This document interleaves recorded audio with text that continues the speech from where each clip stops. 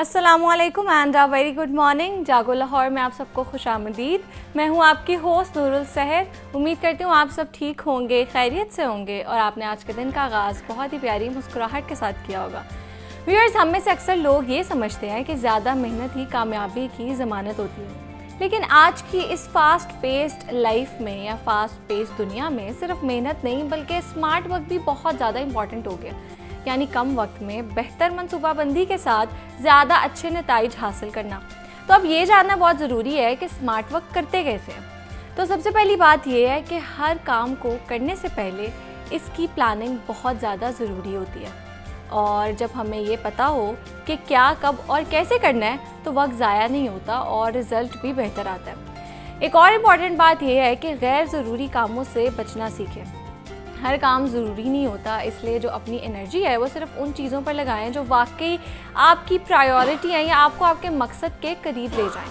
اور ایک اور بہت اہم طریقہ یہ بھی ہے کہ جدید طریقے اور ٹیکنالوجی کا استعمال کریں, اور جو کام پہلے گھنٹوں میں ہوتا تھا وہ آج کچھ منٹوں میں ہو سکتا ہے, بس صحیح طریقہ آنا چاہیے. اور ایک اور امپورٹنٹ بات یہ ہے کہ ایک وقت میں ایک کام پر فوکس کریں. بار بار اٹینشن چینج کرنے سے وقت ضائع بھی ہوتا ہے, تو اسی لیے ایسے مت کریں اور اس سے آپ کے کام کا سٹینڈرڈ بھی بہت زیادہ متاثر ہوتا ہے. تو یاد رکھیں, اسمارٹ ورک کا مطلب کم محنت نہیں بلکہ سمجھداری کے ساتھ کی گئی محنت ہے جو آپ کو کم وقت میں زیادہ کامیابی دے سکتی ہے.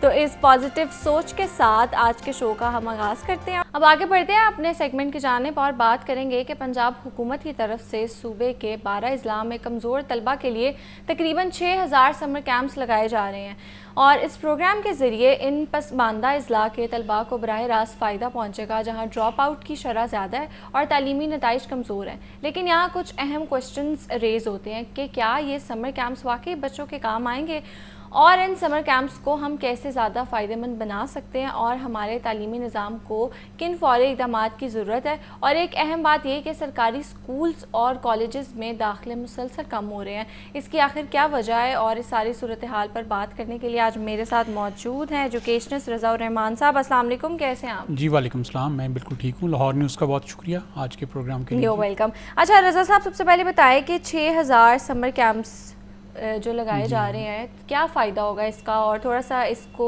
ایکسپلین کریں. دیکھیے, جو سمر کیمپ لگائے گئے ہیں, جو بچوں میں لرننگ لاس ہوا ہے, پیچھے اسکولز بار بار بند ہوتے رہے ہیں, چھٹیاں بہت زیادہ آتی رہی ہیں, تو اس کے پیش نظر لگایا گیا ہے کہ بچوں کو ایک موقع دیا جائے کہ وہ اپنے لرننگ لاس کو ریکور کر سکیں. ٹیچرز کو موقع دیا جائے, اور اگر ٹیچرز کوشش کریں, بچے کوشش کریں تو اس کا بھرپور فائدہ لے سکتے ہیں. لیکن اس وقت صورتحال یہ ہے کہ جو چونکہ ایک ٹرینڈ بن گیا تھا نا چھٹیوں کا, اور والدین کے بھی ذہن میں یہ بات آ گئی تھی کہ چھٹیاں آ چکی ہیں, اور بچوں کے ذہن میں بھی یہ بات تھی, تو اس کی حاضری بہت کم ہے, اٹینڈنس بہت کم ہوگی. اگر یہ کہا جائے کہ 90% اسکولوں میں حاضری نہیں ہے اور 10% اسکولوں میں حاضری ہے, تو یہ بڑا مناسب ایک انالیسز ہوگا. تو بہت کم بچے ہیں جو اسکول آ رہے ہیں. اگر کسی اسکول کے پاس 500 بچے ہیں تو مشکل سے 100 بچے اسکول حاضر ہیں اور 400 بچے غیر حاضر ہیں. تو بہت بڑی تعداد نہیں آ رہی, لیکن دیکھیں وہ جو ایک بینیفٹ دیا گیا تھا کہ آپ اس سے فائدہ اٹھا لیجئے, بچے اسکول آئیں گے, لرننگ لاس ریکور ہوگا, ٹیچر تھوڑی محنت کرے گا, اس کا سلیبس کور ہوگا, وہ جو بینیفٹس ہیں وہ حاصل نہیں ہو پا رہے آج تک. تو آج 10 تاریخ ہے, اور کوئی بھی کام جب شروع میں کیا جائے تو زیادہ لوگ اگریسو ہو کے جوش و خروش سے کرتے ہیں, اور ساتھ ساتھ پھر اس کی ذرا وہ ایک پوٹینسی یا آپ کہہ لیجیے اس کی فریکوینسی کم ہوتی جاتی ہے. اب روز حاضری گرتی جائے گی اور گر رہی ہے. تو اگر اوور آل دیکھا جائے تو اس کیمپ کا کوئی خاص فائدہ نہیں ہوا. گورنمنٹ کو اس کو پہلے ہی پری پلان کرنا چاہیے تھا, اور پہلے ہی یہ بات بتانی چاہیے تھی کہ ہم 15 جون تک اسکول کھولیں گے اور عید کے بعد اسکول کھولیں گے. عید پہ والدین اپنے بچوں کو لے کے اپنے کوئی دوسرے شہروں میں چلے گئے, کوئی ناردرن ایریاز میں چلے گئے, ڈفرینٹ ریلیٹیوز کے گھر چلے گئے, اس کی وجہ سے بچوں کی اسکول میں حاضری میں بہت زیادہ کمی بھی آئی ہے. ٹھیک ہے. اچھا رضا صاحب, یہ بتائیں کہ یہ جو سمر کیمپس لگ رہے ہیں ان کا سلیبس کیسا ہوگا, اور یہ بھی کہا جا رہا ہے کہ آپ نے جیسے بتایا کہ جو بار بار چھٹیاں دی گئی ہیں اس کی وجہ سے بچوں کا حرج ہوا ہے, تو اس کا سلیبس کیا ہوگا, اور کیا یہ کافی ہے جو ان کا حرج ہوا ہے اس کا ازالہ کرنے کے لیے؟ دیکھیے, جو سلیبس ہے وہ تو ڈفرینٹ اسکولس نے ڈفرینٹ طرح سے ڈیزائن کیا ہے, گورنمنٹ نے اپنا ڈفرینٹ طرح سے ڈیزائن کیا ہے. بیسک مقصد تو یہ تھا کہ لرننگ لاس کو ریکور کیا جائے. بہت سارے بچے ایسے ہیں جو کلاس 1 2 میں ہیں, ان کو تو گورنمنٹ اسکول کے اندر بھی اور پرائیویٹ اسکول میں بھی بعض جگہ پہ شاید پرابلم ہو کہ انہیں جو سینٹینس بنانا یا پورا جملہ لکھنا یا پورا پیراگراف کو پڑھنا یہ ابھی نہیں آتا تھا, اور جو کہ مارچ سے آنورڈ آگے صرف بچہ 15-20 دن پڑھ سکا اسکول میں، وہ اس سے وہ روانی بھی حاصل نہیں کر سکا. تو ہر کلاس کا لیول ڈفرینٹ ہے، اس میں ہر اسکول کا بھی لیول ڈفرینٹ ہے. ڈفرینٹ ٹاسک تھے، لیکن مقصد تھا کہ لرننگ لاس کو ریکور کیا جائے. اور کچھ سمر کیمپ ایسے تھے جیسے بڑے اسکولس نے لگاتے ہیں جس میں ایکسٹرا کریکولر ایکٹیویٹیز کو پریفر کیا جاتا ہے، جس میں کچھ اسکولوں نے سوئمنگ بھی آفر کی ہے، کچھ اسکولوں نے انٹرپرنورشپ بھی آفر کی ہے. اس طرح کے ڈفرینٹ سبجیکٹس آفر کر کے بچوں کے ٹائم کو کنزیوم کرنے کا مقصد تھا، اور بچوں کو تھوڑا ان کا لیول انہانس کرنے کا جو مقصد تھا وہ کچھ اسکول کروا رہے ہیں جی. لیکن وہ نہ ہونے کے برابر ہیں، بہت کم ہیں، اور اس میں بچوں کی تعداد بھی بہت کم ہے. ٹھیک ہے ٹھیک ہے. اچھا یہ بتائیں رضا صاحب کہ یہ جو کہا جا رہا ہے کہ پسماندہ اضلاع کے جو ڈراپ آؤٹ بچے ہیں یا جو ڈراپ آؤٹ ریٹ ہے وہاں پر اس کو کم کرنے کے لیے لگائے جا رہے ہیں، تو کیا یہ واقعی فائدے مند ہوں گے اس کے لیے؟ دیکھیں پنجاب میں 1 کروڑ بچہ آؤٹ آف اسکول ہے اور ڈراپ آؤٹ اس کے علاوہ ہیں، تو لگانے تو چاہیے، بلکہ اسکول ہی کھلا رکھنا چاہیے. تو اسکول جو بار بار بندش ہوتی ہے، بچوں کا مائنڈ سیٹ، پیرنٹس کا مائنڈ سیٹ، ٹیچر کا مائنڈ سیٹ یہ بن جاتا ہے کہ اسکول چونکہ بند ہونے ہیں، کھلنے ہیں، تو کوئی اہمیت اس کی کم ہوتی جا رہی ہے روز بروز. تو سمر کیمپ لگانے سے مجھے لگتا ہے کہ خاص فائدہ تو نہیں ہوا، لیکن امید یہ کرنی چاہیے کہ اس سے فائدہ ہو، کیونکہ ابھی یہ چل رہا ہے. آج 10 دن ہوئے ہیں سمر کیمپ کو لگتے ہوئے، بھی 20 دن اور ہیں، تو شاید اس میں بہتری آئے اور بچے اس سے فائدہ لے سکیں.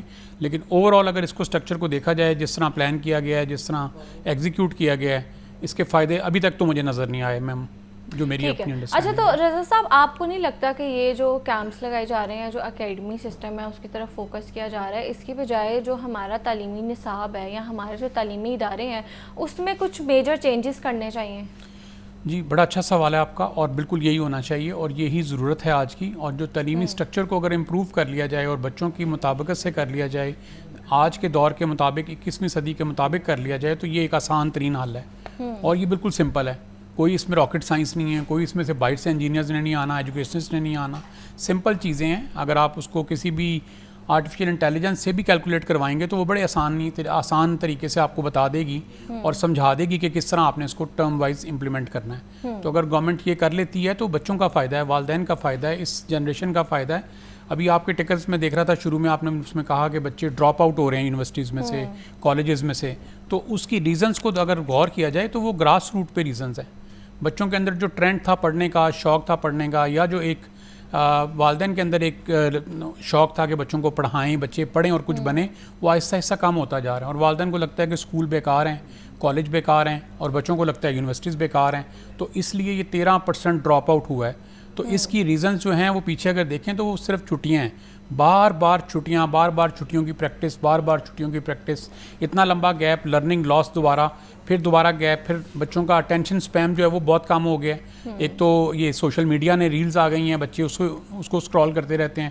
دوسرا پھر ہر 2 ہفتے کے بعد چھٹیاں 10، ہر 3 ہفتے کے بعد 2 ہفتے کی چھٹیاں.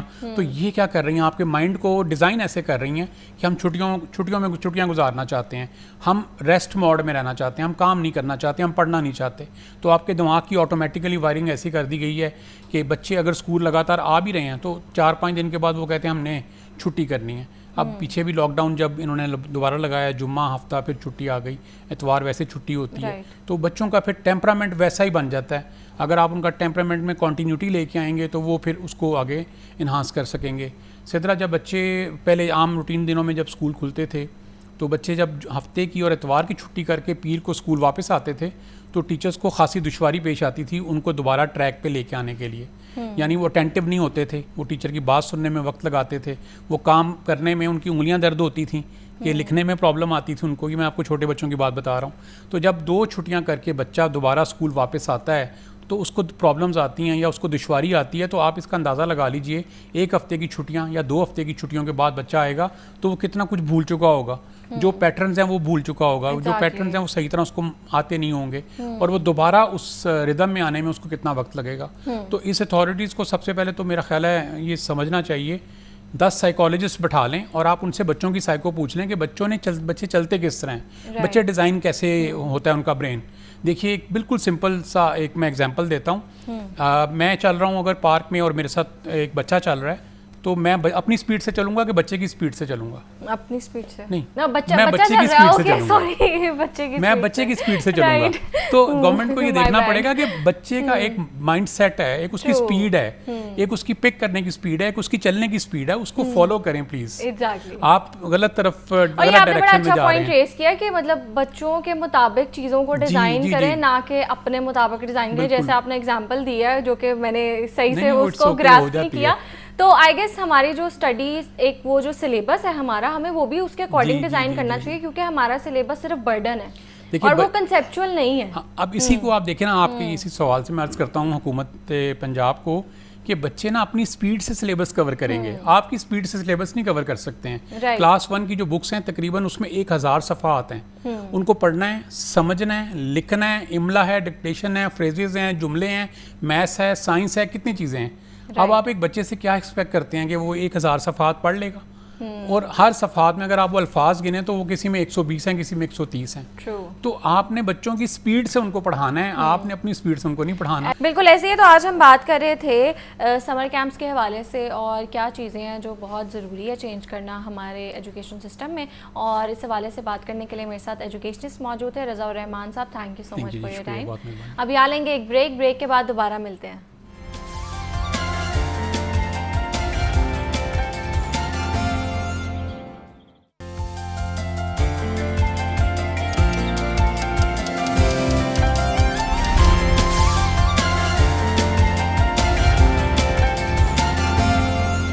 Welcome back. آگے بڑھتے ہیں اور آج ہم بہت ہی امپورٹنٹ ٹاپک پہ بات کرنے والے ہیں جو تقریباً ہر انسان کا مسئلہ ہے. جو ویدر چل رہا ہے, ہیٹ ویو چل رہی ہے, اور گرمیوں میں اکثر لوگ سن ٹین, ہائپر پگمنٹیشن اور ڈلنس سے پریشان نظر آتے ہیں, اور وہ چاہتے ہیں کہ فوری ان کا جو کلر ہے وہ ایون ہو جائے, یا کچھ لوگ چاہتے ہیں کہ وہ انسٹنٹلی گورے ہو جائیں. تو اس کے لیے وہ کریمس بھی یوز کرتے ہیں اور مختلف ٹوٹکے بھی استعمال کرتے ہیں جو بعد میں ان کی اسکن بیریئر کو ڈیمیج کر دیتے ہیں. تو آج ہم بات کریں گے کہ سن ٹین کیوں ہوتا ہے, اور لوگ اپنی جلد کو سن لائٹ سے کیسے, جو سن ٹین ہوتا ہے اس سے کیسے پروٹیکٹ کر سکتے ہیں, اور کون سے ایسے محفوظ ٹریٹمنٹس ہیں جو اگر ہم کروا لیں تو ہم سیفلی اپنے اسکن کو تھوڑا سا لائٹ کر سکتے ہیں.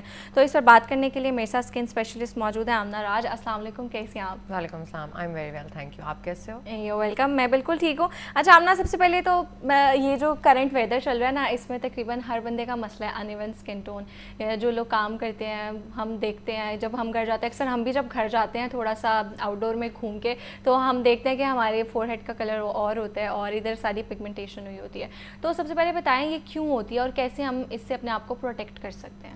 اچھا دیکھیں, بیسیکلی یہ سارا جو سسٹم ہے نا, یہ الٹرا وائلٹ کے اراؤنڈ گھومتا ہے. ٹھیک ہے, سمجھ لیں, آپ سمجھ لیں ایک طرف سے میں کہوں گی کہ یہ سارا کھیل الٹرا وائلٹ ریز کا ہے. کیا ہوتا ہے کہ بیسیکلی 2 طرح کی موسٹلی یو وی ٹائپ کی ریز ہوتی ہیں, الٹرا وائلٹ ریز ہوتی ہیں جو ہمیں نقصان پہنچا رہی ہوتی ہیں. مینلی جو بادلوں سے نکل کے اوزون لیئر ہوتی ہے, اوزون لیئر یو وی سی کو تو پروٹیکٹ کر دیتی ہے, اور جہاں جہاں اوزون لیئر ڈیمیجڈ ہے اب آپ کی اسکن کو یو وی سی بھی ڈیمیج کرنا شروع کی. لیکن اگر ہم امیڈیٹ ٹیننگ اور اسکن سن برنس کی بات کریں تو جو یو وی اے ریز ہیں ان کی وجہ سے جو ہے وہ بیسیکلی ہماری اسکن ٹین کر رہی ہوتی ہے اور امیڈیٹ ہم ڈارک ہو جاتے ہیں. تو ہم اگر باہر جاتے ہیں تو جو الٹرا وائلٹ ریز ہیں وہ ہماری اسکن میں ڈیپ پینیٹریٹ کرتی ہیں, اور ایز اے ریزلٹ جو ہے وہ ہم ایک دم ڈارک ہو جاتے ہیں, کیونکہ جو ہماری اسکن میں آلریڈی کلر بنا ہوتا ہے وہ فوراً سے جو ہے وہ ڈارکر ہو جاتا ہے. اور جو الٹرا وائلٹ بی ہے وہ ہماری اسکن کو سن برن کرتا ہے, وہ ہوتا ہے سیلولر ڈیمیج کی وجہ سے. یعنی یو وی بی کی ریز ہمیں لگیں گی تو الٹیمیٹلی ہماری اسکن میں جو سیلولر ڈی این اے ہے وہ ڈیمیج ہوگا, اور آہستہ آہستہ کلر زیادہ پروڈیوس ہونا شروع ہو جائے گا. تو بیسیکلی ہمیں اپنے آپ کو دونوں یو وی اے اور یو وی بی کی ریز سے جو ہے وہ پروٹیکٹ کرنا ہوتا ہے. گرمیوں میں ہیٹ بھی آف کورس زیادہ ہوتی ہے, ہم دن لمبے ہوتے ہیں تو الٹرا وائلٹ ہمیں نظر بھی زیادہ آ رہی ہوتی ہے اور باہر ہوتی بھی زیادہ ہے.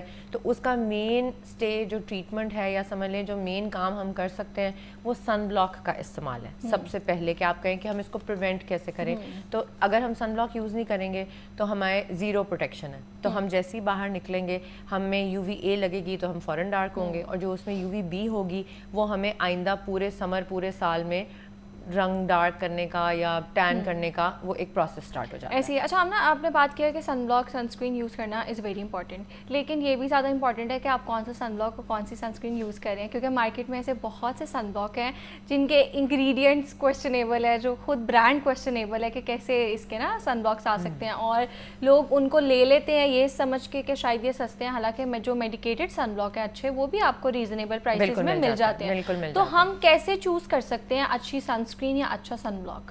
دیکھیں سن بلاک برانڈس تو اب اتنے ہزاروں ہیں, سینکڑوں نہیں ہیں, ہزاروں ہیں, تو اس میں سے چوز کرنا, ایک تو اگر کوئی بہت سستا ہوگا تو آپ سمجھ لیں کہ اس میں شاید کچھ بھی نہیں ہوگا, that's number one.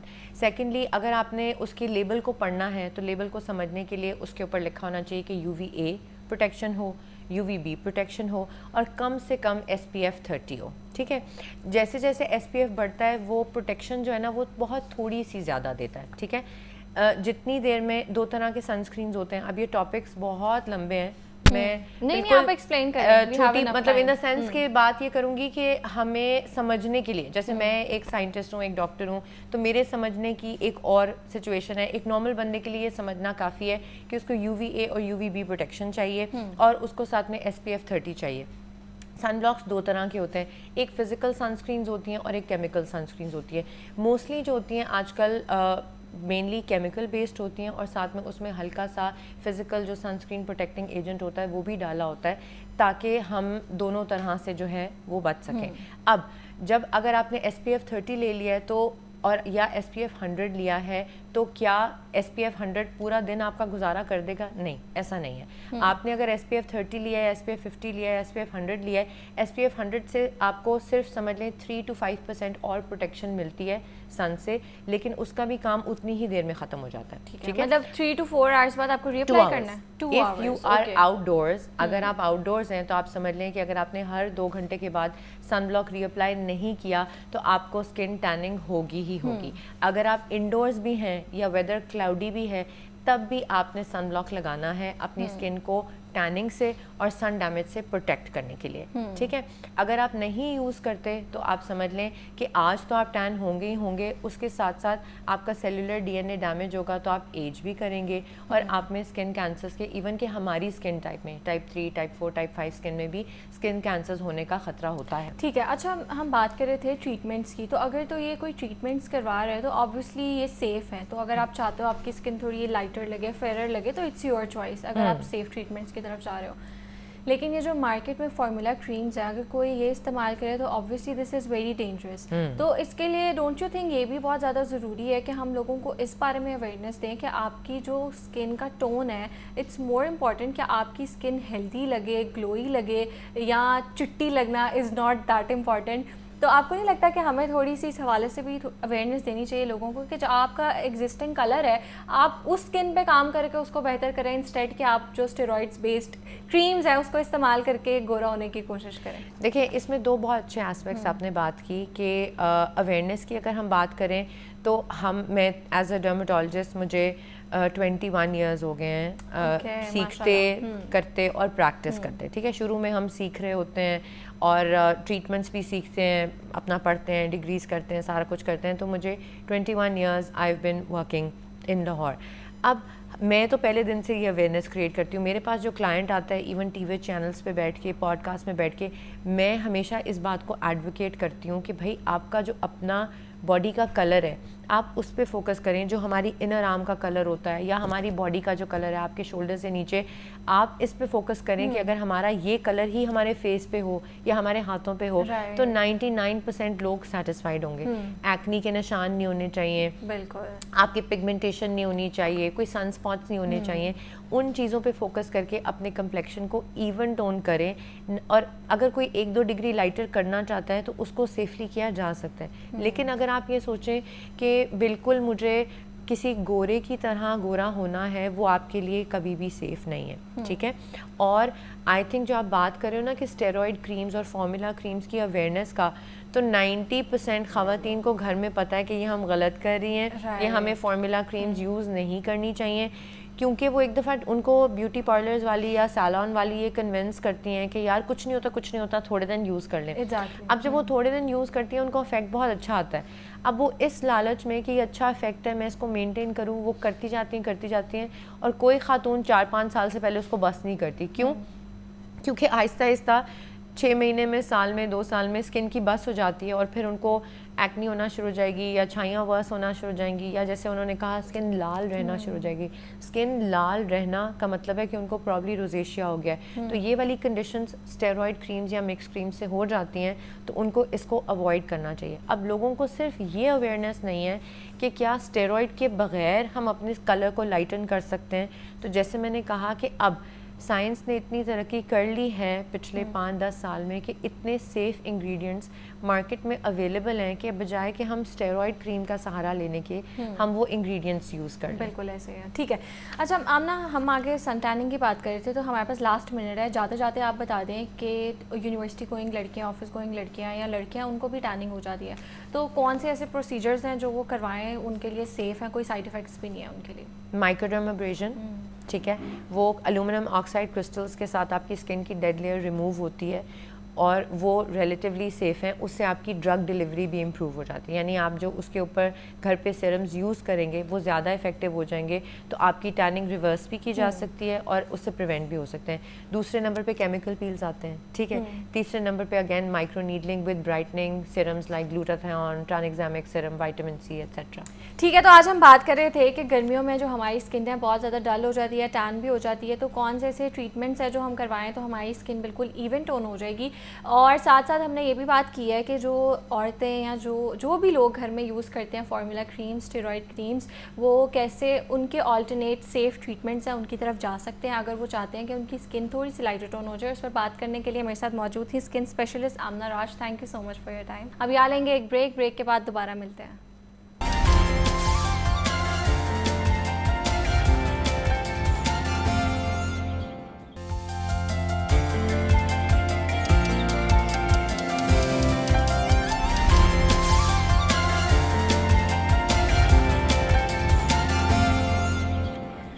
Welcome back. Bigger space longer freshness. آج بات کریں گے پاکستان کے پہلے ڈوئل میجک کولنگ ٹیکنالوجی والے ریفریجریٹر کے بارے میں, جس میں ڈے لائٹ کے ساتھ 2 فین موجود ہیں. اس کا کلر ڈیجیٹل کنٹرول پینل آپ کو مختلف کولنگ موڈز کے ساتھ درست درجہ حرارت کنٹرول بھی فراہم کرتا ہے, اور یہ IoT based inverter refrigerator A.SPE technology کے ساتھ آتا ہے, جس کی وجہ سے آپ کا کھانا 99.99% بیکٹیریا سے محفوظ اور حفظان صحت کے مطابق رہتے ہیں.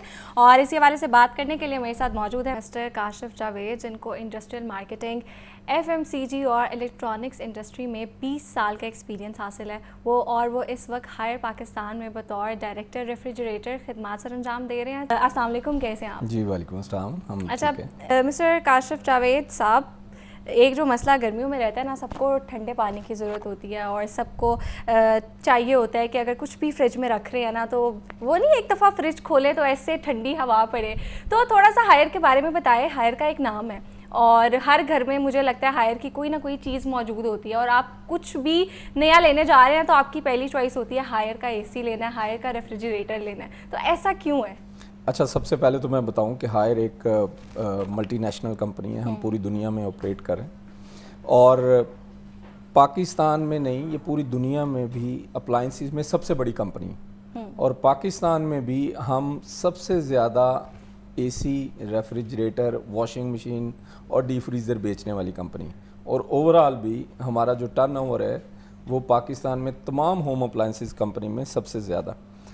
اور اس کے پیچھے جو ایک مین ریزن ہے وہ ہماری سب سے اچھی کوالٹی, سب سے اچھی آفٹر سیل سروسز اور مناسب پرائز. یہ ہماری 3 جو چیزیں ہیں یہ ہمیں پاکستان کا سب سے فیورٹ ہوم اپلائنسز برانڈ بناتی ہیں. اور اگر ہم دیکھیں تو آج کل جیسے آپ نے خود بتایا کہ گرمی ہے اور ہمیں وہ ایک ٹھنڈی ہوا کا جھونکا آتا ہے, تو وہ بیسیکلی تو یہ AC کے ساتھ منسوب ہے, بٹ کیونکہ اب گرمیوں میں ٹھنڈا پانی کے بغیر تو زندگی ممکن نہیں, تو اس میں ریفریجریٹر آپ کے لیے جو ہائر پاکستان لایا ہے, موجودہ ہم نے جو سیریز اس سال لانچ کی ہے اپنی, یہ ٹیکنالوجی اور کوالٹی کے اندر سب باقی برانڈ سے, باقی سب پروڈکٹ سے سب سے اعلیٰ معیار پہ بنائی گئی. ٹھیک ہے, تو اور ساتھ ساتھ میں آپ کو یہ بھی بتاتی چلوں کہ اس کی HCS ٹیکنالوجی کھانے کو 2 گنا زیادہ دیر تک تازہ رکھتی ہے, اور اس کا 3rd generation FD inverter compressor توانائی کی بچت میں مدد بھی دیتا ہے. اور ساتھ ساتھ جو اب آپ کو میں نیوز بتاؤں گی سب خوش ہو جائے گے کہ اس کی بجلی کی کھپت صرف 1 یونٹ روزانہ ہے. تو مسٹر کاشف یہ بھی بتائیں کہ یہ جو میجک کولنگ ٹیکنالوجی ہے یہ کیا ہے, تھوڑا سا ایکسپلین کریں ہمیں. یہ basically latest of its kind cooling creation producing technology ہے. اور میجک کولنگ کے اندر ہم نے فریج کے نارملی جو باقی کمپنیز ہیں اس میں صرف ریف پورشن میں یہ والی ٹربو فین لگا ہوتا ہے. ہم نے اس ٹیکنالوجی کے اندر ہم نے فریزر اور ریف دونوں کے اندر ایک فین لگایا ہے جو بیسیکلی ASP بھی آپ کو ٹیکنالوجی پرووائڈ کرتا ہے, اور اس کے ساتھ ساتھ یہ آپ کو بہت کم وقت میں بہت زیادہ کولنگ پروڈیوس کرتا ہے, جس کی وجہ سے آپ کی جو چیزیں ہیں وہ جلدی ایک تو فریز ہو جاتی ہیں, اور جو آپ نے کھانا اور پھل اور سبزیاں رکھی ہیں وہ زیادہ لمبے عرصے تک آپ نے جیسے خود فرمایا وہ پرزرو رہتی ہیں. اور فائنلی پانی بھی ٹھنڈا بہت زیادہ مل جاتا ہے آپ کو. ٹھیک ہے. اچھا, اور جیسے کہ ابھی کاشف صاحب ہمیں بتا ہی رہے تھے کہ اس میں جو سپر فریزر فنکشن موجود ہے وہ فوری فریزنگ کرتا ہے اور برف جمانے کی جو سہولت ہے وہ بھی دیتا ہے, اور ساتھ ساتھ میجک کولنگ آپ کو تیز ترین اور بیلنسڈ کولنگ بھی پرووائڈ کرتا ہے, اور آپ HIT1 ایڈوانس آئسنگ ٹیکنالوجی کے ذریعے صرف 1 گھنٹے میں برف حاصل کر سکتے ہیں. تو اسی حوالے سے مزید بات کریں. کاشف صاحب یہ بتائیں, ہماری آڈینس یہ بھی جاننا چاہتی ہے, جیسے آپ نے ابھی بات کی, اس کو تھوڑا سا ایکسپلین کریں کہ پھل اور سبزیوں کو کیسے تر و تازہ رکھتا ہے. دیکھیں, ایک نیچرل فینومینا ہے. اگر آپ دیکھیں تو ایک آپ پھل سبزی والے کے پاس جائیں تو وہ کیا کر رہا ہوتا ہے, وہ تھوڑی دیر بعد پانی شاور کر رہا ہوتا ہے, سپرنگلز. بالکل ایسے تو وہ ایک نیچرل فینومینا. ہائر نے اس پورے نیچرل فینومینا کو کنورٹ کر دیا ہے ٹیکنالوجی کے اندر. ہم اس کو کہتے ہیں ہیومیڈیٹی کنٹرول سسٹم یا ACS. اب ACS بیسیکلی سیم وہی کام کرتا ہے جو نیچرلی آپ کا وہ ایک نیچرل انوائرمنٹ میں پھل سبزی والا آپ کی چیزوں کو, پھلوں کو, سبزیوں کو فریش رکھتا ہے تھوڑی دیر بعد پانی اور ہیومیڈیٹی کریٹ کر کے. بالکل ایسے ہے. وہ ہم نے سیم ٹیکنالوجی دے دی ہے اپنے ریفریجریٹر میں. اور ویجیٹیبل کرسپر جس میں یہ ACS فنکشن کام کرتا ہے, اس میں جب آپ اپنی پھل اور سبزیاں رکھتے ہیں تو یہ باقی کسی بھی دوسرے برانڈ کی نسبت 2 گنا لمبے عرصے تک وہ اپنی نیچرل فریشنس اور اپنا ٹیسٹ برقرار رکھتے ہیں. بالکل ایسے ہی. اور ساتھ ساتھ آپ کو یہ بھی بتاتی چلوں کہ اسے اسمارٹ ایپ کے ذریعے آپ کنٹرول بھی کر سکتے ہیں, جہاں سے آپ اس کا ٹمپریچر سیٹ کر سکتے ہیں, کھانے کی ایکسپائری مارک کر سکتے ہیں, گروسری لسٹ بنا سکتے ہیں, اور ڈور الارم نوٹیفیکیشن بھی حاصل کر سکتے ہیں. اور ساتھ ساتھ اس میں کاسمیٹکس اور میڈیکل جو ہماری مصنوعات ہیں اس کے لیے بھی خصوصی زون موجود ہے. اور کاشف صاحب, میں آپ کا جو ایڈ دیکھ رہی تھی اس میں جو A.SPE ٹیکنالوجی ہے اس کو تھوڑا سا ایکسپلین کریں, یہ کیا ہے؟ میں نے پہلے بھی آپ کو ابھی تذکرہ کیا میجک کولنگ کے ساتھ. بیسیکلی بہت ساری اینٹی بیکٹیریل اور اینٹی جو آپ کی اسپوائلنٹ ایجنٹ ہیں وہ ٹیکنالوجیز موجود ہیں. اس میں جو لیٹسٹ ٹیکنالوجی ہے وہ ہے ASP. اب اگر آپ اس کو میں سادہ زبان میں اس کو ایکسپلین کروں آپ کے اور ناظرین کے لیے, تو یہ ٹیکنالوجی جب باقی ٹیکنالوجیز کام نہیں کرتی کہ جب بہت زیادہ کولنگ آ جاتی ہے فریزر پورشن میں, مائنس میں ٹیمپریچر چلا جاتا ہے, تو یہ تب بھی وہاں پہ 99.99% بیکٹیریاز کو کنٹرول کرتی ہے یا کل کرتی ہے, اور آپ کی جو چیزیں آپ نے ریف پورشن میں یا فریزر پورشن میں رکھی ہوتی ہیں وہ فائنلی آپ کی وہ ہیلتھ اور ہائیجینکلی انشورڈ رہتی ہیں, اور آپ کی جو چیزیں آپ نے سٹور کی ہوئی ہیں ایون فریزر پورشن میں بھی جہاں پہ کوئی اینٹی بیکٹیریل ادر ٹیکنالوجی کام نہیں کرتی, وہاں پہ ASP ٹیکنالوجی جو ہے وہ بہت افیکٹولی اپنا کام کر رہی ہے. رائٹ, ٹھیک ہے. اچھا کاشف صاحب, آپ کو پتہ ہے کہ مہنگائی ہو رہی ہے اور جو بجلی کے بلز ہیں سب اس سے پریشان ہیں, تو جو آپ کے یہ ریفریجریٹر ہیں یا جو انورٹرز ہیں یہ اس کے بارے میں تھوڑا سا بتائیں, کیونکہ آگے جیسے میں نے بات کی ہے کہ بڑی تھوڑی سی بجلی استعمال کر رہے ہیں, تو اس کو ایکسپلین کریں تھوڑا سا. بیسکلی دیکھیں, اب جیسے ٹیکنالوجی آہستہ آہستہ امپروو ہوتی جا رہی ہے وقت کے ساتھ ساتھ, پاکستان بھی اس ڈائریکشن میں ہے جہاں پہ دنیا آلریڈی پہنچ چکی ہوئی ہے. تو ہائر کے IoT ریفریجریٹر سیریز جو ہے اور ہمارا جو IF سیریز ہے اس میں ہم سنگل نہیں ایون ٹوین انورٹر ٹیکنالوجی ہم نے متعارف کروائی ہوئی ہے. تو اس ٹوین انورٹر کی وجہ سے جو آپ کی بجلی استعمال کرتے ہوئے کمپریسر اور ریفریجریٹر کولنگ پروڈیوس کرتا ہے, وہ ٹوین انورٹر کی وجہ سے کہیں زیادہ ایفیشینٹلی آپ کی کولنگ تو اسی لیول پہ پروڈیوس کرتا ہے، بٹ جو بجلی ہے یا الیکٹریسٹی کی کنزمپشن ہے وہ کہیں کم کرتا ہے باقی ریفریجریٹرز کی نسبت، اور فائنلی یہ 1 یونٹ سے بھی کم ایک دن میں بجلی استعمال کرتا ہے، اور کولنگ میں دوسرے ہم جتنے بھی بازار میں اویلیبل ریفریجریٹرز ہیں اس سے کہیں زیادہ ہماری جو پروڈکٹ ہے وہ کولنگ ایفیشینٹلی انشور رکھتی ہے۔ ٹھیک ہے۔ اچھا کاشف صاحب یہ بتائیں، ہم آگے تھوڑا سا بڑھیں گے، دوسری اپلائنسز کے بارے میں بھی بات کریں گے، ابھی تو ہم نے ریفریجریٹر کے بارے میں بات کی ہے کہ آپ کیا، جیسے میں نے اسٹارٹ میں بھی پوچھا نا کہ آپ لوگ اتنے فیمس کیوں ہیں، آپ لوگ کیا ڈفرینٹ کر رہے ہیں، تو ذرا ایک دفعہ دوبارہ بتائیں کہ آپ کیا ڈفرینٹ کر رہے ہیں، مارکیٹ سے ہٹ کے کیا کر رہے ہیں؟ دیکھیں ہماری ہائر کی پاکستان میں سکسیس کی سب سے ایک ریزن ہے کہ ہم اپنے کنزیومر سے بہت زیادہ کلوز ہیں۔ ہماری جتنی بھی پروڈکٹس ہیں یہ انٹرنیشنل ٹیکنالوجی سے انسپائرڈ ہیں، بٹ بیسیکلی یہ ڈیزائن کی گئی ہیں پاکستان کے لیے۔ ادروائز موسٹلی جو برانڈز ہیں وہ جسٹ جو باہر ٹیکنالوجیز چل رہی ہوتی ہیں وہ پاکستان میں لاتے ہیں، اور کنزیومرز کو نہ پتہ ہے نہ ان کو چاہیے، اور وہ فائنلی پروڈکٹ تو اویلیبل ہوتی ہے بٹ وہ سلوشن کو پرووائڈ نہیں کر رہی ہوتی۔ ہم کسٹمر سے ملتے ہیں، ہم ان سے سمجھتے ہیں کہ ان کو کیا چاہیے، اور ایون ہم یہ بھی دیکھتے ہیں کہ بعض کا کسٹمر بتا نہیں پاتا کہ اس کو کیا چاہیے، وہ ہیڈن ڈیمانڈ ہم اس کو بولتے ہیں۔ پھر ہم دیکھتے ہیں کہ اس ڈیمانڈ کو سالو کرنے کے لیے انٹرنیشنلی کیا چیزیں اویلیبل ہیں، وہ ہم اسٹڈی کرتے ہیں پاکستانی کنزیومرز کی ڈیمانڈ، انٹرنیشنل جو ایڈوانس ٹیکنالوجیز اویلیبل ہیں ہمارے پاس یا دنیا میں کہیں بھی، وہ ہم کلب کر کے پروڈکٹ بناتے ہیں جو پاکستانی انوائرمنٹ کے مطابق، پاکستانی کنزیومر کی نیڈز کے مطابق بنائی گئی ہیں۔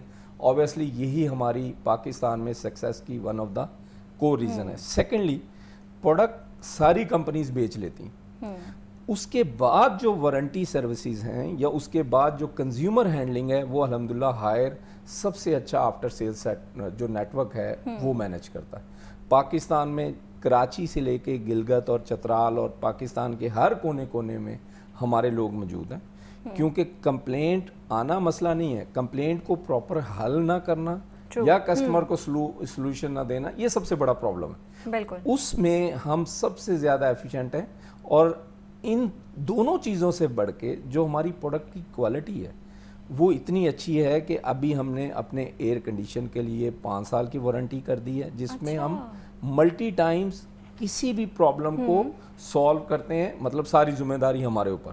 اسی طرح اگر ہم ریفریجریٹر کی بات کریں جس کو آج ہم مینلی ڈسکس کریں، تو اس میں ہم 1 سال کی پارٹس کی وارنٹی، 3 سال کی الیکٹرانکس پارٹس کی وارنٹی اور 10 سال کی کمپریسر کی وارنٹی ہے، اور صرف یہ وارنٹی صرف ٹائم پیریڈ سے لنک نہیں ہے، ملٹی ٹائمز ریپیئرمنٹ، جو آپ کے کیریج یا لفٹنگ کے ڈراپ آف کے چارجز ہیں، لیبر کے چارجز ہیں، وہ بھی اس پورے عرصے میں فری ہیں۔ کمپنی خود اپنے خرچے پہ سارے کام کرتی ہے، اور یہ گارنٹی دیتی ہے کہ ہماری پروڈکٹس نہ صرف کوالٹی میں سب سے اچھی ہیں، آفٹر سیل سب سے اچھی ہم پرووائڈ کریں، بلکہ بیچنے کے بعد بھی، جو نارملی کمپنیز بھول جاتی ہیں کنزیومرز کو، بیچنے کے بعد بھی ہم کنزیومرز کا ایسے ہی خیال رکھتے ہیں جیسے کمپنیز بیچنے سے پہلے ان کا خیال رکھتی ہیں۔ تو یہ ساری چیزیں ہماری پاکستان اور اکثر یہ ہوتا ہے کہ جب ہم چیز خرید لیتے ہیں نا، اس کے بعد ہم کالز کرتے رہتے ہیں، وہ آ کے نہ سروس کریں گے نہ کچھ کریں گے، لیکن دیٹس گریٹ کہ آپ اس چیز کو اون کر رہے ہیں، اور آپ کہہ رہے ہیں کہ کبھی بھی کوئی پرابلم ہو وارنٹی پیریڈ کے دوران تو آپ اس کو کلیم کر سکتے ہیں اور ہم وہ سالو بھی کریں گے۔ اچھا کاشف صاحب یہ بتائیں کہ ابھی میں نے بات کی تھی کہ ایپ سے آپ اس کو کنٹرول کر سکتے ہیں، اس کا ٹمپریچر سیٹ کر سکتے ہیں، تو تھوڑا سا اس کو بھی ایکسپلین کریں، اور ساتھ ساتھ فیچرز اس میں کافی اسمارٹ فیچرز ہیں، اے آئی کا فیچر بھی ہے، وائی فائی کا بھی ہے، تو اس کو بھی تھوڑا سا ایکسپلین کریں۔ دیکھیں پہلے جیسے کنونشنل ریفریجریٹرز آتے تھے کہ اس میں تھرمومیٹر گیج ہوتا تھا، آپ اس کو فین کی طرح سپیڈ اس کی سلو کر رہے ہیں، تیز کر رہے ہیں، نو بڈی نوز کہ وہ 1 پہ تیز ہے 7 پہ تیز ہے، کسٹمر کنفیوز، فریج خود کنفیوز۔ تو اب اس کو ہم پہلے ایک نیکسٹ جنریشن پہ لے کے گئے جس میں ہم نے اس کو ڈیجیٹلی کنٹرولڈ ریفریجریٹر کر دیا، ٹھیک ہے، کہ آپ کے سامنے جتنا ٹیمپریچر جو چاہیے اور جو موجود ہے وہ سارا سینسرز کی مدد سے ڈسپلے ہو رہا ہے، کسٹمر خود اس کو 1 ٹچ سے ٹیمپریچر سیٹ کر سکتا ہے۔ پھر ہم اس کو ایک نیکسٹ لیول پہ لے گئے، وہ ہے آئی او ٹی کنٹرولڈ ریفریجریٹر۔ اب اس میں ہمارا آئی ایس اسمارٹ اپلیکیشن ہے ہائر کی اپنی، وہ اس کو آپ ڈاؤن لوڈ کریں، اس کے تھرو آپ ریفریجریٹر کو ریموٹلی کہیں بھی بیٹھ کے، پاکستان کے اندر، گھر کے اندر، پاکستان سے باہر کہیں بھی आप रिमोटली उस रेफ्रिजरेटर को अपनी उस स्मार्ट ऐप से, जो आपके स्मार्टफोन पे अवेलेबल है, कंट्रोल कर सकते हैं। आप उसका टेम्परेचर कंट्रोल कर सकते हैं, आप उसका टेम्परेचर सेट कर सकते हैं, आप ने जो चीज़ें अंदर स्टोर की हैं उनका लाइव का नोटिफिकेशन आपको मोबाइल पे रिसीव होता जाएगा। अब उससे सबसे बड़ा फ़ायदा क्या होता है, नॉर्मली हम चीज़ें रखते हैं छोटी बड़ी, धनिया, पुदीना, अदरक, आलू, प्याज, ये सारी चीज़ें लेते हैं, गोश्त, सब्जी, फल, एनीथिंग। अब वो कस्टमर ने फ्रिज में रखी, नॉर्मली भूल गया, अगर आउट ऑफ सिटी है तो हो सकता है ज़्यादा चांसेस हैं भूलने के। तो वो आईओटी जो हमारी एप्लीकेशन है और जो हमारा आईओटी रेफ्रिजरेटर है, वो कस्टमर को बताता रहता है नोटिफिकेशन से कि भाई आपने की ये चीज़ एक्सपायर होने वाली है, आप इसको इस्तेमाल करने, वरना ऑब्वियसली ये ख़राब हो जाएगी। तो ये एक चीज़ है जो बहुत ज़्यादा मॉडर्न है, जो बाकी किसी भी रेफ्रिजरेटर में अवेलेबल नहीं है। उसके बाद फिर आप घर से बाहर हैं, आपकी फैमिली घर में है, उनको रेफ्रिजरेटर ख़वातीन को नहीं चलानी आते हैं या कंट्रोल नहीं करने आते, टेम्परेचर सेट नहीं करना आता, बच्चे हैं घर में, तो आप उसके अंदर सुपर फ्रीज, सुपर कोल और इवन टेम्परेचर भी सेट कर सकते हैं। क्योंकि आप कहीं और हैं और लेट से वहाँ पे गर्मी, लाहौर में जैसे आजकल बहुत ज़्यादा गर्मी यकदम हो गई, तो आप अपने टेम्परेचर को कंट्रोल कर सकते हैं रिमोटली अपने मोबाइल से। ठीक है, वेरी इंटरेस्टिंग। और आगे भी हमने बात की है कि लोग जो है ना वो बिजली के बिलों से बहुत परेशान हैं, तो आप लोग क्या ऐसा डिफरेंट कह रहे हैं कि आप ये यूज़ करके हमारे बिल्स भी कम आएंगे? जो देखें, बिजली यूज़ करता है एक पार्ट, वो कंप्रेसर होता है मेजर रेफ्रिजरेटर के अंदर, और इवन एयर कंडीशनर के अंदर भी कंप्रेसर ही सबसे ज़्यादा बिजली इस्तेमाल करता है। तो अगर हम एसीज़ की बात करें तो वो पाकिस्तान में हायर पहली कंपनी थी जिसने T3 इन्वर्टर एसी लॉन्च किया, और हम सबसे ज़्यादा क्वांटिटी बेचते हैं क्योंकि हमारी प्रोडक्ट सबसे अच्छी है। फ्रिज की बात करें तो हम एक नॉर्मल कंप्रेसर इस्तेमाल नहीं करते, हम नॉर्मल इन्वर्टर कंप्रेसर भी इस्तेमाल नहीं करते, बल्कि जो इन्वर्टर कंप्रेसर के अंदर लेटेस्ट टेक्नोलॉजी है FD इन्वर्टर, हम उसकी जो लेटेस्ट जनरेशन है वो इस्तेमाल कर रहे हैं। उसका सबसे बड़ा फ़ायदा ये होता है कि वो आपको जो टेम्परेचर आपने सेट किया हुआ है आईओटी रेफ्रिजरेटर में या डिजिटल पैनल वाले जो हमारे डिजिटल इन्वर्टर रेफ्रिजरेटर्स हैं, वो मुनासिब बिजली इस्तेमाल करते हुए, क्योंकि वो लेटेस्ट है इन्वर्टर अपनी किस्म का, तो वो कूलिंग आपको प्रोवाइड करता है और उसके साथ साथ अपनी स्पीड और इलेक्ट्रिसिटी की जो यूजेज है उसको भी कंट्रोल करता है, और फाइनली आपको बहुत कम बिजली के इस्तेमाल के बावजूद बहुत अच्छी कूलिंग अवेलेबल हो। शावर चले जाएं, कराची चले जाएं, तो जो कंज्यूमर्स को जो डिमांड्स हैं, चाहे वो बिजली की फ्लक्चुएशन है, चाहे वो बिजली की लोड शेडिंग है, चाहे वो बिजली के बिल हैं, या इवन कंज्यूमर की स्टोरेज हैबिट्स हैं, तो इन सारी चीज़ों को, इन तमाम जो कंज्यूमर के मसाइल हैं, उनकी नीड्स हैं, उनके मुताबिक हम अपनी प्रोडक्ट बनाते हैं, और ये कस्टमर्स के लिए हायर पे ट्रस्ट करने की सबसे बड़ी वजह है।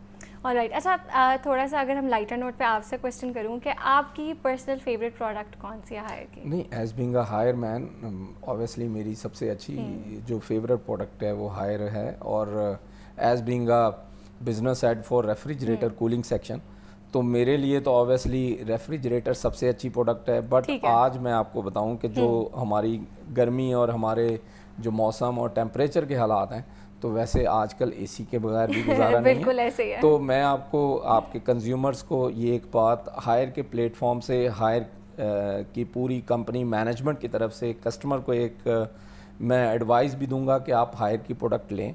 हमारी प्रोडक्ट पाकिस्तानी जो इन्वायरमेंट हैं और आपकी नीड्स के मुताबिक डिज़ाइन की गई हैं, इस टेम्परेचर के अंदर बेस्ट पॉसिबल जो परफॉर्मेंस है वो प्रोवाइड करती हैं, और इसके साथ साथ हम आफ्टर सेल सर्विसेज भी सबसे अच्छी पाकिस्तान में प्रोवाइड कर रहे हैं, और फाइनली हमारी जो प्राइसेस हैं वो भी बहुत मुनासिब।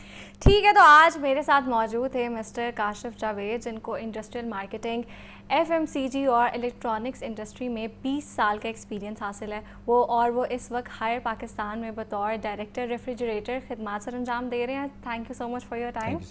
अब यहाँ लेंगे एक ब्रेक के बाद दोबारा मिलते हैं।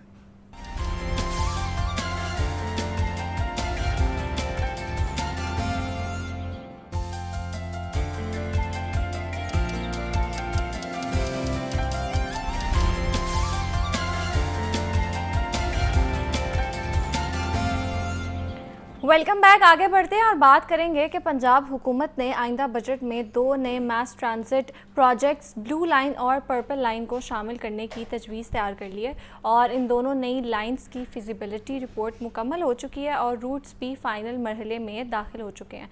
और अगर ये मंसूबा मंजूर हो जाता है तो लाहौर का जदीद पब्लिक ट्रांसपोर्ट नेटवर्क तकरीबन 100 किलोमीटर तक फैल जाएगा। तो आज हम इसी हवाले से बात करेंगे और इस पर बात करने के लिए मेरे साथ रिपोर्टर मौजूद हैं शेख ज़ैन। अस्सलाम वालेकुम, कैसे हैं आप? अच्छा हूँ मैं, आप बताएं। अल्लाह का शुक्र है। अच्छा ज़ैन, सबसे पहले तो बताएं कि ये ब्लू और पर्पल लाइन के जो मेगा प्रोजेक्ट्स हैं ये क्या हैं और इन पर कितनी लागत आएगी और कब तक ये मुकम्मल हो जाएंगे?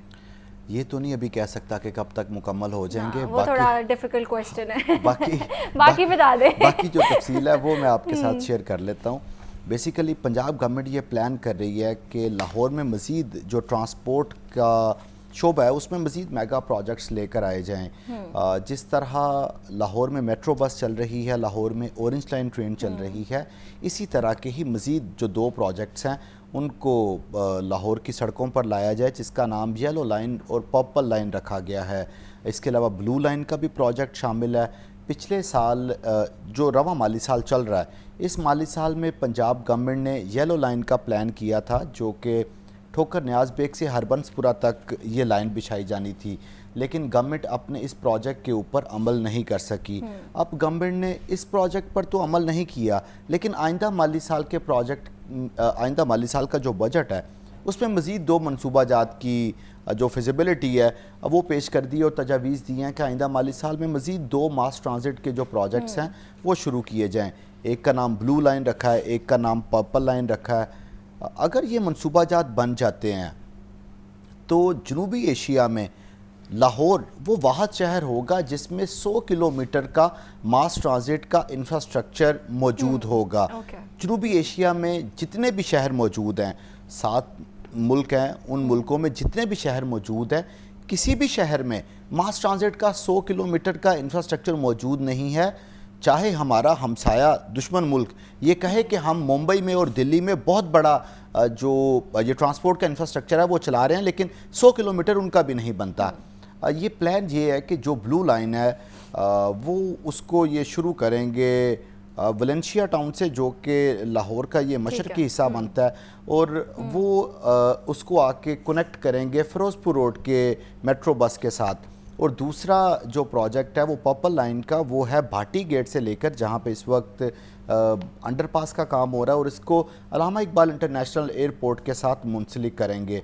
तो इस तरह लाहौर के ये जो चारों सिमत हैं ये एक दूसरे के साथ कनेक्ट हो जाएंगी, और तवक्को ये की जा रही है कि इसके बाद बसेस की ज़रूरत सिर्फ़ और सिर्फ फीडर रूट्स के तौर पर होंगी। लाइक मेरा घर अगर जो किसी भी मास ट्रांजिट के स्टेशन से कोई 1 किलोमीटर दूर है तो मुझे वो फीडर रूट जाकर उस स्टेशन तक पहुंचाने में मदद करेगा। मुझे उस पे राइड करने की ज़रूरत नहीं पड़ेगी कि मुझे एक मंजिल से दूसरी मंजिल की तरफ जाना है। तो होप सो ये कोई आसान काम नहीं है, इसके लिए मल्टी बिलियंस रुपीस की इन्वेस्टमेंट चाहिए। आप ये देखें कि 2014 में जब मेट्रो ऑरेंज ट्रेन शुरू की गई थी तो उसकी लागत 1.62 बिलियन डॉलर थी, 1.62 अरब डॉलर, जो कि पाकिस्तानी रुपीज़ में 300 अरब रुपए से तजावुज़ कर गई थी। अब ये दोनों जो लाइंस हैं इनको बनाना कोई 1000 अरब रुपए का बजट तो इसके लिए रिक्वायर्ड होगा। गवर्नमेंट प्रपोज तो कर देती है, लेकिन गवर्नमेंट के साथ आप भी इसी चीज़ के ऊपर तनकीद करती रहती हैं। मैं भी कोशिश करता रहता हूं उनको रिक्वेस्ट करने की कि ऐसे प्रोजेक्ट्स क्यों प्रपोज करके आप अपना नाम बनाने की बजाय गंदा करने की कोशिश करते हैं, जिनको आप फौरी तौर पर उन पर अमल नहीं कर सकते। नेस्पाक ने और महकमा ट्रांसपोर्ट ने इसकी पूरी स्टडी कर ली, और ये आज से स्टडी नहीं चल रही, ये पिछले 12 सालों से स्टडी चल रही है। लेकिन एक बात मैं नूर आपको बताऊं कि ये पंजाब गवर्नमेंट अपनी ज़ाती फंडिंग से 1000 अरब रुपए इन प्रोजेक्ट्स पे नहीं लगा सकती। पंजाब गवर्नमेंट का ख़जाना उनको इस चीज़ की इजाज़त ही नहीं देता।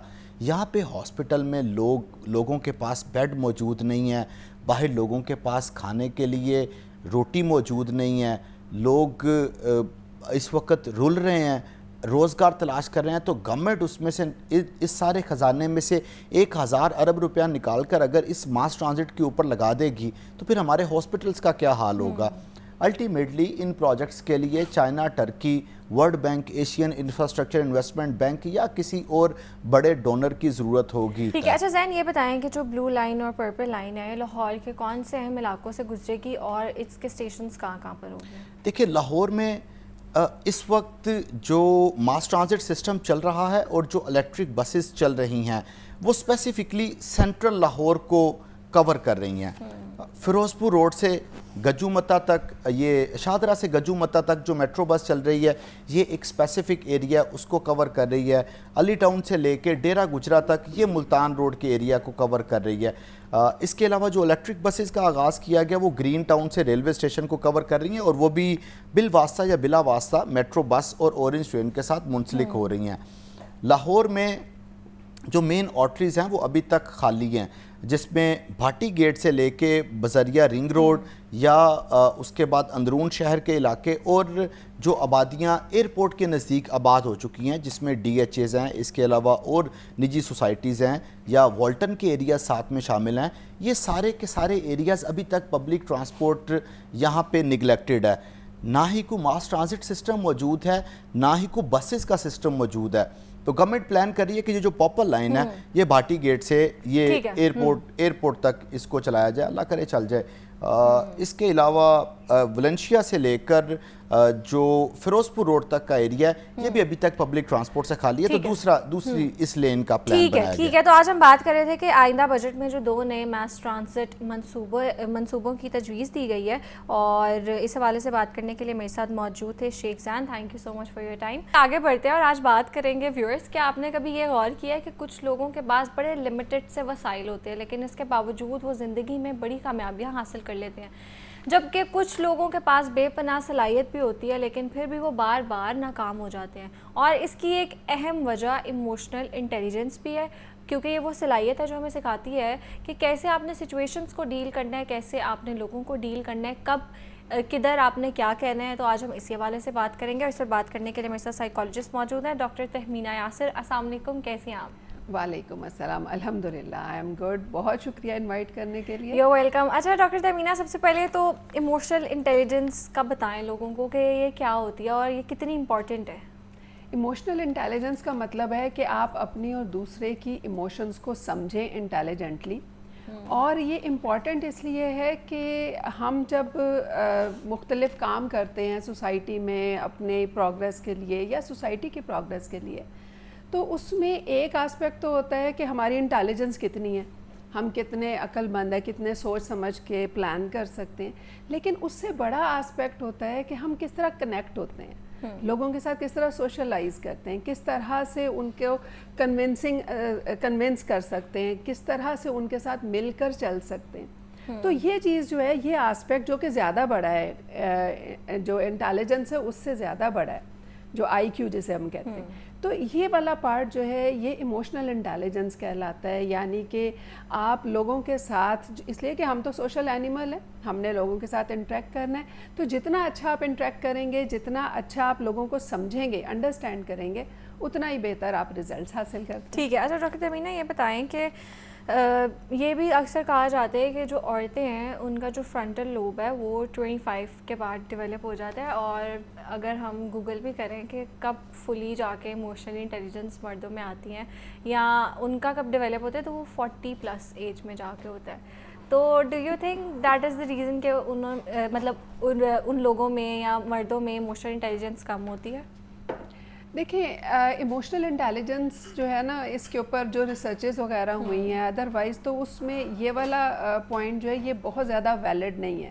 اس کے حوالے سے بہت سے اور ویوز بھی ہیں، بہت سی اور ریسرچز بھی ہوئی ہیں. لیکن جو امپورٹنٹ چیز ہے نا وہ یہ ہے کہ 25 کی ایج تک پری فرنٹل لوب جو میچور ہوتا ہے اس میں جینڈر کا ڈفرینس اتنا زیادہ نہیں ہے جتنا کہ مینشن کیا. اچھا تو یہ جو کہا جاتا ہے کہ عورتوں سے مطلب اگر ان لڑکیوں نے شادی کرنی ہے تو وہ 25 سے پہلے کر لیں، کیونکہ 25 کے بعد ان کا وہ فرنٹل لوب ڈیولپ ہو جائے گا تو پھر ان کے اسٹینڈرڈز ہائی ہو جائیں گے. دس از ناٹ ٹرو.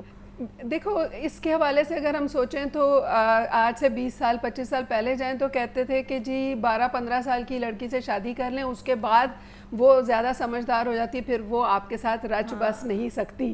تو مطلب اس کو اویئرنیس آ جاتی ہے نا, اپنے رائٹس کا پتہ چل جاتا ہے. انڈائریکٹلی یہ کہنا چاہ رہے ہیں اس کو ہم دبا نہیں سکتے. ہاں, دبا نہیں سکتے, وہ ہمارے ساتھ ایڈجسٹ نہیں کر رائٹ. یہ چیز جو ہے نا یہ بالکل غلط ہے. یہ جو پری فرنٹل لوب ہے یہ ہماری ڈیسیژن میکنگ, ہماری انٹلیکچوئل ایبلٹیز کے ساتھ لنکڈ ہوتا ہے. جو ایموشنز ہیں نا اس کے حوالے سے جو جینڈر کا ڈفرینس ہے جو آپ بات کر رہے ہو, جینڈر کا ڈفرینس جو ہے وہ سوسائٹی کی نارمز کی وجہ سے آتا ہے. ہم بچی کو چھوٹی سی عمر سے فیلنگز کو ایکسپریس کرنا سکھاتے ہیں. رو رہی ہے, اوکے فائن, بیٹا رو رہا ہے, تم تو لڑکے ہو, تم کیوں رو رہے ہو, لڑکوں کو تو نہیں رونا چاہیے. ہم شروع سے بچوں میں ڈفرینس کریٹ کرنا شروع کر دیتے ہیں, ان کے مائنڈ کو بتاتے ہیں کہ بھئی یہ ایموشنز جو ہیں یہ لڑکی ایکسپریس کر سکتی ہے, لڑکا نہیں کر سکتا. اسی وجہ سے اینگر کی ایموشن جو ہے وہ لڑکا ایکسپریس کر سکتا ہے, لڑکی کرے گی. تم اتنا غصہ کر رہی ہو, تم نے آگے جا کر کیا کرنا ہے, تمہارے تو زندگی خراب ہو جائے گی. اس کو بتایا جاتا ہے کہ یہ ایموشنز تم نہیں ایکسپریس کر سکتی. تو بیسکلی یہ سوسائٹی کے نارمز ہوتے ہیں جو کہ ہمیں بتاتے ہیں کہ ہم کس طرح سے آگے اپنی زندگی گزاریں گے. اور اس کے لیے ہمارا جو امیگڈلا ہے اور ہمارے دوسرے کئی پارٹس ہیں برین کے, ان کی فنکشننگ ہوتی ہے, اور وہ بھی جتنا ہم جس حوالے سے سوچیں گے اتنی فنکشننگ اس کی زیادہ ہوگی. بالکل ایسی. اچھا یہ بتائیں کہ یہ جو کلیم کیا جاتا ہے کہ جو لوگ بہت زیادہ سکسیزفل ہوتے ہیں تو ان کا جو ایموشنل انٹیلیجنس ہے مطلب وہ ان میں بڑی زیادہ ہوتی ہے, تو ہاؤ ٹرو از دیٹ؟ بالکل, یہ بہت امپورٹنٹ بات ہے, اس لیے کہ ہم یہ جو ہمارے پاس مثالیں موجود ہیں کہ لوگ جو کہ ڈراپ آؤٹس تھے وہ اتنے کامیاب ہوئے, کیوں؟ اس کے پیچھے آئی کیو جو ہے وہ بھی ان کے ایجوکیشن کے ساتھ لنک نہیں تھا, یعنی ایجوکیشن اور آئی کیو اور پھر ای کیو. تو ایموشنل انٹیلیجنس جو ہے اس نے بہت بڑا رول پلے کیا ہے. اس میں 90s میں کام شروع ہوا ہے, 1990s سے کام شروع ہوا ہے, اور اس کے اوپر اب اتنا کام ہو رہا ہے. اور یہ بات جو ہے ریسرچز بھی بتا رہی ہیں کہ آپ کا سکسیس زیادہ اس چیز پہ بیس کرتا ہے کہ آپ ایموشنلی کتنے انٹیلیجنٹ ہیں. سپوز آپ نے کسی کے ساتھ کوئی کانٹریکٹ کرنا ہے, کسی کے ساتھ کوئی بزنس کرنا ہے, جب آپ اس کی سائیکی کو سمجھیں گے, اس کو انڈرسٹینڈ کریں گے, اس کا ایموشنل لیول پہ وہ کس طرح پلے کرتا ہے, ان چیزوں کو سمجھیں گے, اس کا احساس کریں گے, تو ہی وہ آپ کے ساتھ کنیکٹ ہوگا. اور یہ ایموشنل انٹیلیجنس ہے. تو کامیابی کے لیے بہت ضروری ہے کہ آپ ای کیو پہ اور ایموشنل انٹیلیجنس پہ فوکس کریں, جس کے 5 کمپوننٹس ہیں. ہر کمپوننٹ پہ اگر ہم فوکس کر لیں تو ہم بہترین زندگی کی طرف آ سکتے ہیں. جب آپ لوگوں کے ساتھ ڈیل کر رہے ہیں تو آپ تھوڑے سے ڈیلے کے ساتھ رسپونڈ کریں, اس لیے کہ جب آپ ریئیکشنری بیہیویئر شو کرتے ہیں تو اس میں اگریشن زیادہ ہوتا ہے. اگر آپ تھوڑا سا ڈیلے, تھوڑا سا پاز لے کر آپ اپنی بات کو کنوے کرتے ہیں تو اس کے اندر آپ اگریشن نہیں شو کریں گے, ایزرٹیولی بات کریں گے. اور تیسری چیز جو کہ اس وقت پہ سوسائٹی میں بہت زیادہ عام ہے اور جس کو ہم ختم کر دیں تو ہم اینگر سے بچ سکتے ہیں, اینگر کے ایگریشن سے بچ سکتے ہیں, وہ ہے کہ ہم دوسروں کو اپنی مرضی سے چلانا چھوڑ دیں. دوسروں کو سمجھانا اور ان کو بتانا کہ میں صحیح ہوں, میری بات مان جاؤ, یہ والدین بھی کر رہے ہوتے ہیں, یہ لوگ ایک دوسرے کے ساتھ پیئرز بھی کر رہے ہوتے ہیں, یہ کمپنیز میں بھی ہو رہا ہوتا ہے. بیسکلی اگر آپ لاجک کی بیس پر کام کر رہے ہیں, بات کر رہے ہیں, تو آپ ڈائلاگ کریں گے. اور اگر آپ دوسرے کو کنونس کرنا چاہ رہے ہیں, مجبور کرنا چاہ رہے ہیں کہ تم میری بات کو سمجھو اور مانو, کنٹرول کرنا چاہ رہے ہیں, تو آپ اینگر شو کریں گے جو کہ ایگریشن کی شکل میں ہوگا. تو یہ بہت امپورٹنٹ پوائنٹ ہے کہ دوسروں کو آپ اپنی مرضی سے چلانا جب چھوڑ دیں گے اور ان کو سجیشنز دیں گے, لیکن they have to decide for their selves, تو ایک بہترین ایک کمبینیشن بنتا ہے, ایک بہترین الائنمنٹ ہوتی ہے آپ لوگوں کے بیچ میں, ایک بہترین زندگی کی طرف جا سکتے ہیں. ایسے ہی ہے. اچھا ڈاکٹر تمینہ, ایموشنل انٹیلیجنٹ ہونا از اے ویری گڈ تھنگ, لیکن جو لوگ ایموشنل انٹیلیجنٹ ہوتے ہیں پھر وہ سینس بھی بہت جلدی کر لیتے ہیں, پیٹرنس کو آبزرو کر لیتے ہیں. کوئی ان کو گیس لائٹ کر رہا ہو, کوئی ان کے جو پوائنٹ ہے اس کو مطلب ان کی فیلنگس کو ڈسمس کر رہا ہو, وہ اس چیز کو بھی سینس کر لیتے ہیں. تو یہ کہا جاتا ہے کہ جو لوگ ایموشنلی انٹیلیجنٹ ہیں وہ اوور سینسٹیو ہو جاتے ہیں اور وہ چیزوں کو زیادہ فیل کرنے لگ جاتے ہیں. تو آپ کو کیا لگتا ہے کہ کیا یہ بات سچ ہے اور کیا یہ بری چیز ہے کہ جو لوگ ایموشنلی انٹیلیجنٹ ہے وہ ہر چیز سینس کر لیتے ہیں اور وہ اسی ٹائم آپ کو سنپ کر دیں گے کہ دیکھیں this is not the right thing, اگر آپ سے میں بات کر رہی ہوں یا بات کر رہا ہوں تو آپ اس کو سنو اور اس کو ڈسمس نہ کرو. تو اس حوالے سے تھوڑا سا بتائیں. دیکھیں ایموشنلی انٹیلیجنٹ جو لوگ ہیں وہ جب دوسرے کو احساس دلاتے ہیں کہ this is the right thing, this is something you have to do, boundaries set کر رہے ہیں تو that is the good thing. لیکن ان کی سینسٹیوٹی اس پہ بیس نہیں کرتی کہ وہ دوسروں کو باؤنڈری سیٹ کرا رہے ہیں، ان کی سینسٹیوٹی اس پہ بیس کرتی ہے کہ وہ اپنے اندر کیا لے کر جا رہے ہیں. اس میں ایموشن ریگولیشن اینڈ ریزیلینس یہ دو چیزیں ہیں جو کہ اس وقت پہ لیک کر رہی ہیں. ینگ جنریشن بہت زیادہ ایموشنس پہ کام کر رہی ہے، لیکن how to manage them in their selves, یعنی دوسروں کے ساتھ باؤنڈریز تو سیٹ کر رہے ہیں، کنٹرول ڈیولپ کر رہے ہیں، لیکن اپنے اندر ایموشنس کو کیسے اسٹیبل رکھنا ہے. دوسرے کو میں بتا رہی ہوں کہ تم یہ غلط کر رہے ہو، یو ڈونٹ ہیو رائٹ، لیکن میں پینک کر رہی ہوں، میں بے چین ہو رہی ہوں، میں ٹینشن لے رہی ہوں، میں 2 گھنٹے تک سوچتی رہتی ہوں تو میری پرابلم بڑھ رہی ہے، بے شک میں باؤنڈری سیٹ کر رہی ہوں. تو ایموشن ریگولیشن جو ہوتی ہے نا اس میں یہ بہت امپورٹنٹ ہوتی ہے کہ آپ اپنے ایموشنس کو سمجھتے ہوئے ان کو انڈرسٹینڈ کریں اور اپنے آپ کو ریگولیٹ کریں. اور دوسری جو ریزیلینس میں نے بتائی یہ بھی بہت امپورٹنٹ ہے، اس لیے کہ سیٹ بیکس ہوتے ہیں اور ہم نے سیٹ بیکس کو کس طریقے سے لینا ہے، ہم نے اس کے بعد اٹھ کے کھڑے ہونا ہے، ہم نے اس میں سے پرابلم کو اسیس کر کے اس کو مینیج کرنا ہے، یا کہ ہم نے سیٹ بیک کے ساتھ روتے دھوتے رہنا ہے اور اپنے آپ کو بتانا ہے کہ اب تو میری زندگی ختم.